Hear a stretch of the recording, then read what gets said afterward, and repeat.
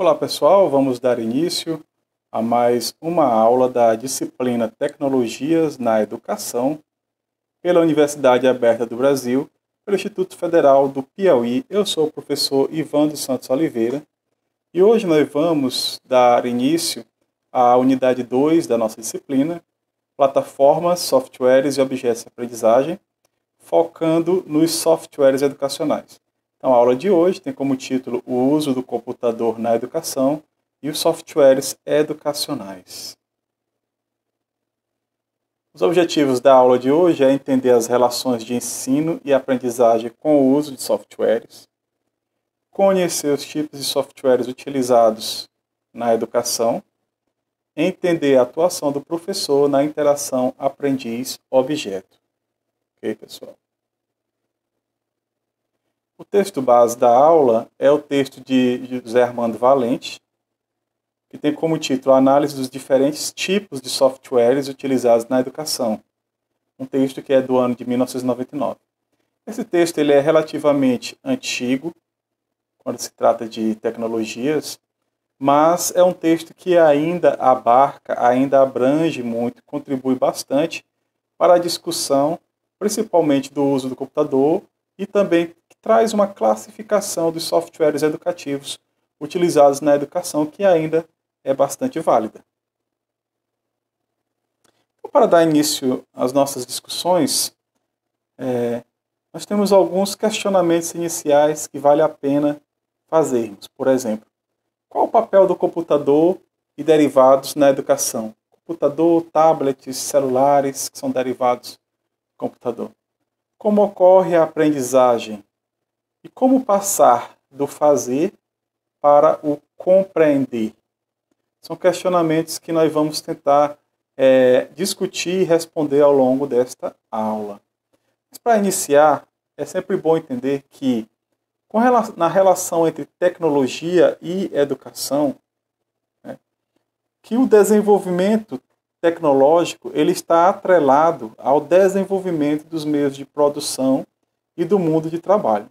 Então é muito importante termos isso sempre em mente, de que o desenvolvimento das tecnologias advém principalmente do desenvolvimento dos meios de produção de uma sociedade e do mundo do trabalho. E que isso, como já discutimos nas aulas anteriores, traz implicações político-econômicas, sociais e de outras ordens para o mundo da educação. Sendo uma dessas implicações na prática dos professores. Então, outra coisa importante da gente sempre ter em mente é que o desenvolvimento das tecnologias repercute na educação, principalmente nas práticas dos professores. E quando se fala em tecnologias e desenvolvimento tecnológico, tecnologias da informação e da comunicação, muito se coloca com o objetivo de transformar a educação. É bem certo que essas tecnologias, esse desenvolvimento, o estágio atual das tecnologias precisa ser acompanhado pelo mundo da educação. De forma que a educação ela recebe repercussões, implicações da tecnologia e o mundo educacional ele precisa acompanhar a sociedade, o nível de desenvolvimento tecnológico que a sociedade apresenta. E isso traz implicações para a prática dos professores, principalmente quanto à didática, que é a forma, que é a matéria, a disciplina que trata do ensino, e da aprendizagem, que é com relação aos aspectos aferíveis do aprendizado e do conhecimento. Então, sabendo disso, a educação não pode mais ser baseada na instrução que o professor passa ao aluno, mas na construção do conhecimento pelo aluno e no desenvolvimento de competências, como aprender a buscar a informação, compreendê-la e saber utilizá-la na resolução de problemas. Esta é uma visão construtivista da educação, principalmente baseada em Jean Piaget, um grande psicólogo e pesquisador da aprendizagem. Então, a tecnologia ela traz ela repercute na educação, principalmente mudando, como nós já discutimos anteriormente, o paradigma do conhecimento. Entender que o conhecimento ele não é mais propriedade do professor. Pelo menos a informação. A informação, o conhecimento, não são propriedades exclusivas do professor. E a forma que esse conhecimento, a forma que a aprendizagem acontece, não é mais baseada na simples construção, na simples instrução do professor para com o aluno. Não é mais uma via de mão única, mas que o conhecimento ele é construído numa via de mão dupla, tanto pelo aluno como pelo professor. O Valente ele vai trazer na sua abordagem essa visão construtivista, no sentido de que o aluno ou o aprendiz, como ele aqui também trata, ele é capaz de construir o seu conhecimento na interação com o objeto, que no caso é a tecnologia, o computador e os softwares.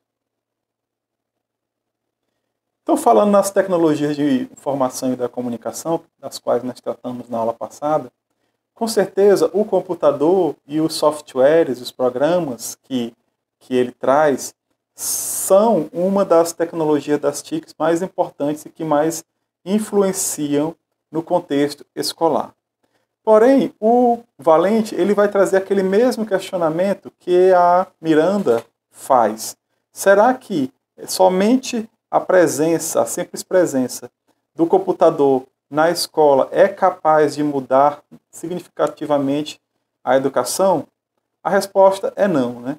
A utilização do computador na educação não significa necessariamente o repensar da educação, pois com o computador, utilizando o computador como uma ferramenta, a prática ela pode não ter mudado. Então, assim, vai depender da prática do professor.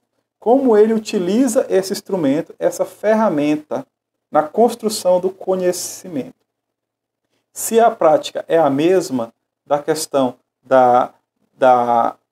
do conteúdo, da questão da transmissão de conteúdos, então o computador como ferramenta, ele não vai mudar esse significado de educação, esse fazer educação. Por outro lado, o computador ele apresenta recursos importantes para auxiliar o processo de transformação da escola, como a criação de ambientes de aprendizagem que enfatizam a construção do conhecimento e não a instrução. Então, o computador, como uma ferramenta nessa prática, ele pode ser muito útil na criação de ambientes de aprendizagem, tendo em conta essa mudança de paradigma do conhecimento, não levando em consideração somente a transmissão, mas a construção do conhecimento. Ok, gente? Então, o que é essa construção do conhecimento e não instrução? Essa construção do conhecimento, ela passa pelo avanço do fazer até o conhecer. Então, dependendo do tipo de software utilizado e do tipo de envolvimento do professor na interação aluno-computador, o aluno pode ou não compreender o que ele realizou, vai depender da prática. Então, por outro lado, existem atividades que podem ser realizadas com o computador que forçam o aluno a buscar informações, processá-las e utilizá-las na resolução de problemas, permitindo a compreensão do que faz e a construção do seu próprio conhecimento. Então, o computador é uma ferramenta e os softwares que nele existem são ferramentas que podem colaborar para essa mudança de paradigma da apropriação do conhecimento, no sentido de avançar nos simples atos de fazer, realizar uma atividade para conhecer, compreender certos conceitos que estão envolvidos nesta atividade. Então, na superação do fazer rumo ao compreender, são necessários alguns elementos, como, por exemplo, cabe ao professor ter domínio das teorias de aprendizagem.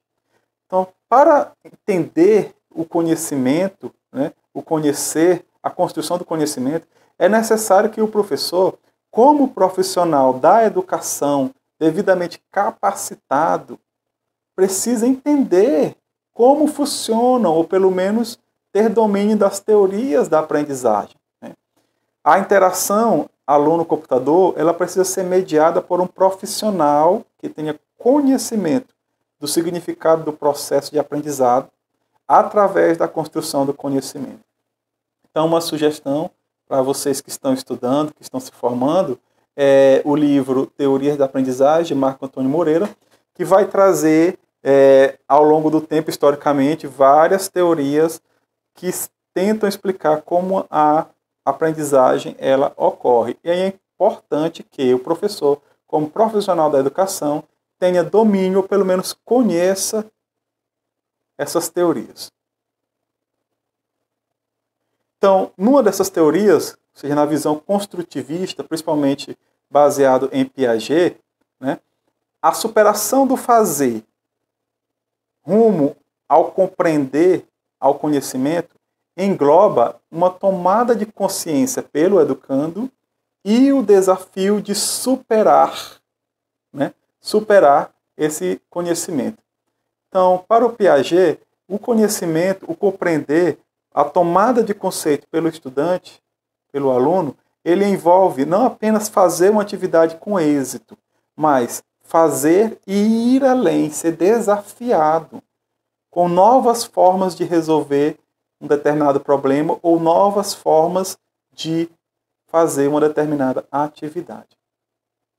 O outro elemento que faz parte dessa superação rumo ao compreender é a qualidade da interação entre o aprendiz e o objeto, ou seja, entre o estudante e o software, no caso das tecnologias.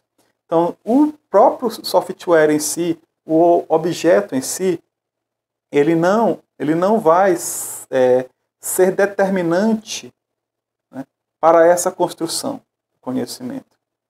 Mas sim a interação, a qualidade da interação, como o aprendiz ele utiliza aquele software.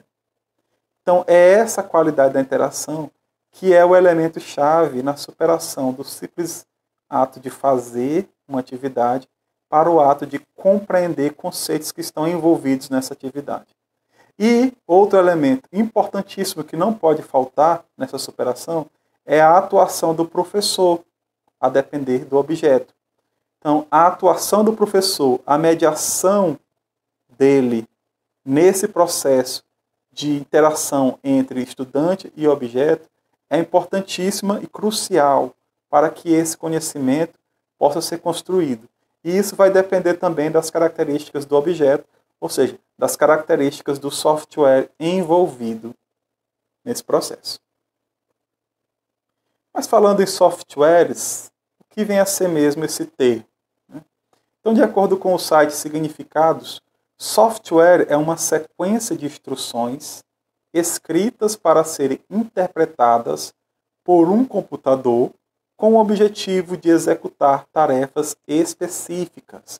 Essa palavra, que é um termo em inglês, resumindo, é o resultado, né, de uma linguagem de programação, de códigos e instruções que resultam em um programa ou aplicativo. Então, são os aplicativos e os programas que nós utilizamos por aí, né?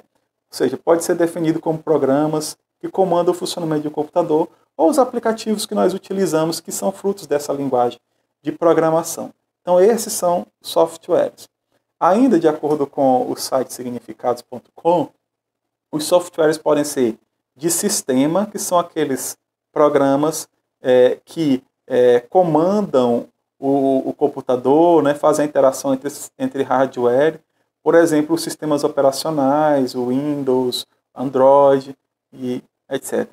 Os softwares podem ser de programação, que são softwares que são utilizados para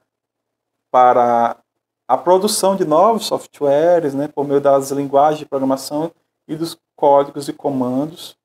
E os de aplicação, que são os aplicativos que têm funções específicas para a realização de tarefas específicas dentro de áreas como, por exemplo, a educação.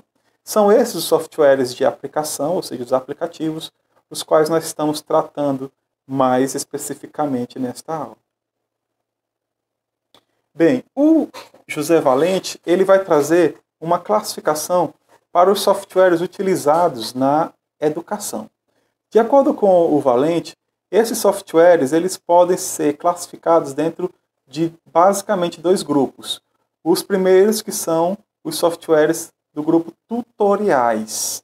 O que são esses softwares, né? Então, os tutoriais são softwares no qual a informação é organizada de acordo com uma sequência pedagógica particular e apresentada ao estudante. Seguindo essa sequência, ou então o aprendiz pode escolher a informação que desejar. Então, esses aplicativos são aplicativos nos quais a informação ela é previamente organizada e o estudante precisa seguir sequências até chegar a um objetivo. A interação entre o estudante e o computador consiste basicamente na leitura ou na escuta da informação fornecida no avanço por esse material. Nesse tipo de software, é muito difícil, ou é mais difícil, o professor entender a ideia ou raciocínio que o estudante aplicou naquele tipo de atividade, uma vez que ela é uma atividade que são ações mais controladas, previamente controladas. Já os softwares de programação, que é o segundo grupo, de acordo com o José Valente, consistem na produção de programas ou aplicativos, no qual envolve atividades específicas. Nesses tipos de software, o estudante vai realizar ações específicas, que de acordo com o Valente são a descrição da resolução do problema em termos da linguagem de programação, a execução dessa descrição pelo computador, a reflexão sobre o que foi produzido pelo computador e a depuração dos conhecimentos por intermédio da busca de novas informações ou do pensar.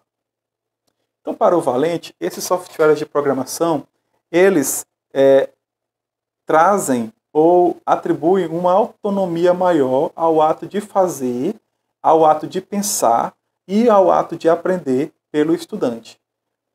Ou uma vez que o estudante ele vai colocar em atividade, ou seja, vai executar essa série de passos e procedimentos que fazem com que ele avance cognitivamente. Neste caso desses softwares, o professor tem um acesso e consegue identificar melhor o raciocínio e a ideia que o estudante aplicou durante a execução desse tipo de atividade. Então, qual é a atuação ou como ocorre a atuação do professor no uso de cada tipo de software?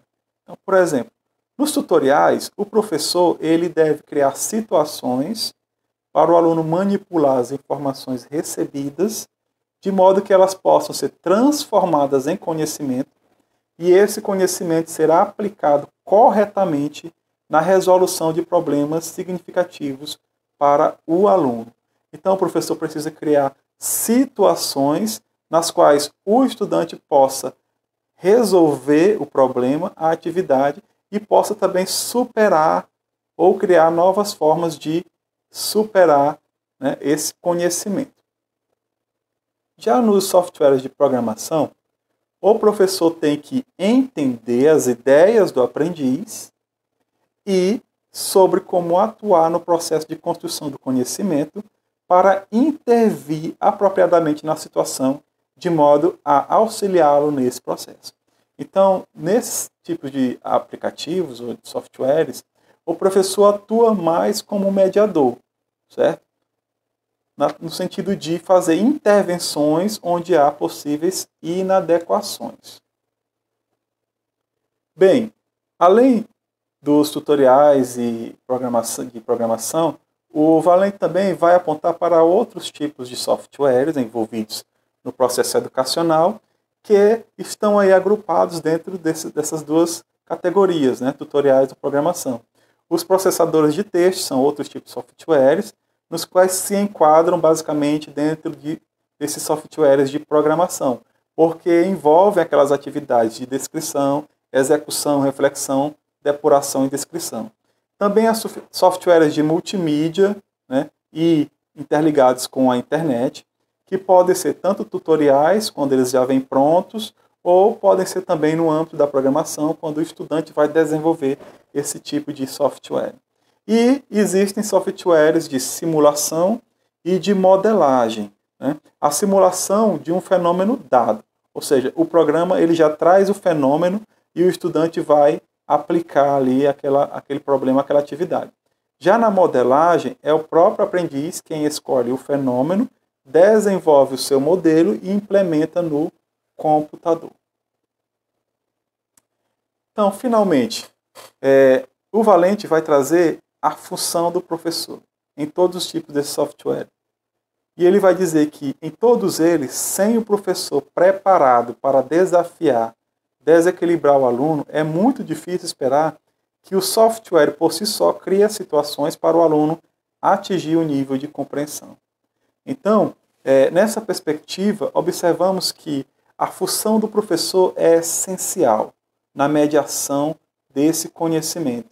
É essencial para estimular o estudante, é essencial para intervir nas situações e ajudar o estudante a atingir o seu nível de compreensão. Então, para finalizar, ficam algumas questões a refletir sobre o uso do computador e dos softwares nos processos educacionais. A primeira coisa a refletir é com relação à nossa formação, né, enquanto professores. Essa formação nos habilita a lidar e compreender adequadamente os aspectos envolvidos na educação com o uso de softwares. Então é mais ou menos isso um dos objetivos da disciplina. Fazer com que possamos refletir a utilização dessas ferramentas e também aprender a utilizar adequadamente essas ferramentas. Outra questão a refletir é como essas ferramentas estão sendo utilizadas, né, na prática. Será que os professores estão utilizando essas ferramentas de uma maneira a superar o simples ato de fazer para o ato de compreender, ou essas práticas de instrução ainda permanecem na prática do docente? E, finalmente, como fica o papel do educador ou da educadora diante dessas possibilidades, né? Qual é o papel do professor diante das novas tecnologias? São questões que ficam para a reflexão, nas quais nós podemos discutir nas próximas aulas.